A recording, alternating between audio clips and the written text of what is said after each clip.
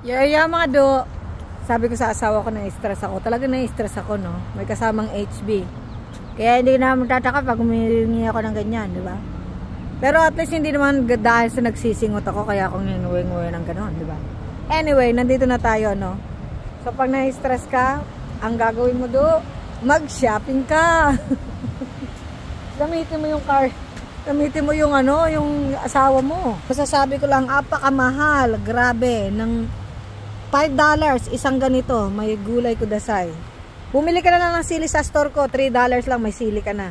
Wala yung kamatis na to, apakamahal eh. Gusto mo ng siling maanghang, yung isang puno, $5, yan o. Pero mamumunga na siya, sabi niya. $5, $4.98, $5. Eh, may tax pa yan. Bibili ka na lang sili sa akin, 3 lang. Sigurado may sili ka na. Ito, abuti ka pa ng siyam-siyam bago ka magkasili. Ganito rin yung sili ko. In fairness, ang ganda ng bulaklak na to. $7 dahlia. Uy, may ganyan ako de. Hinahanap ko yung mumurahin seedlings eh. Wala. Puro kamatis yung mumurahin nila.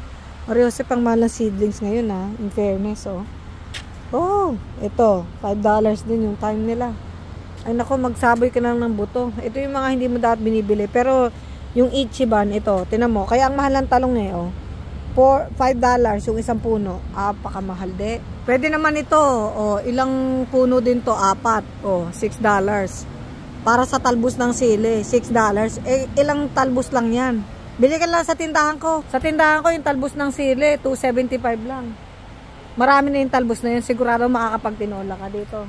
Mariosep, ang konti ng dahon. Paano naman tayo kakain yan? Minsan sa mahal ng presyo ma-stress ka din. Pero ang all-time favorite, kahit mahal, bibilin mo. Ayan Daisy.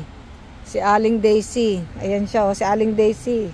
Yung yung Peking Witness ba yun? Ayan siya Andito siya Pero ang ganda mo dito, bakit dun sa Peking Witness, ang pangit niya? Maliit naman. May maliit. Magkano? $6. $6 ba? $6. Ako na magsasurvey ng presyo sa inyo.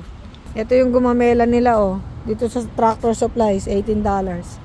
Maganda in fairness. May orange ditong malaki na.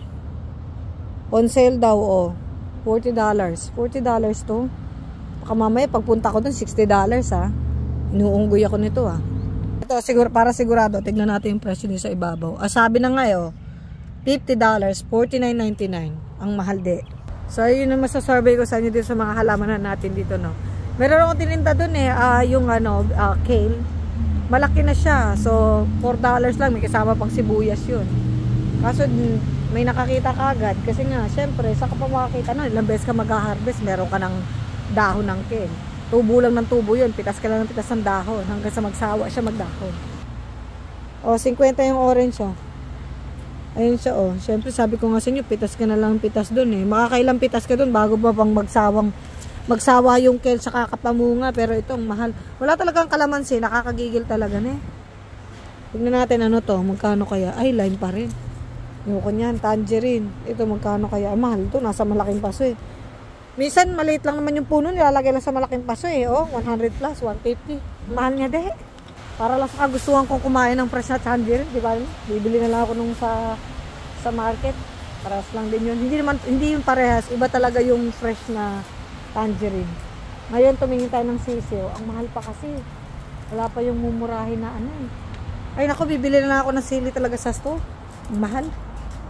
Bili ka na lang ng sili para makakain ka kagad ng tinola. Kasi iba talaga yung dahon ng sili sa tinola. Mas masarap yun. Tapos meron kang malunggay. Todo ang sarap.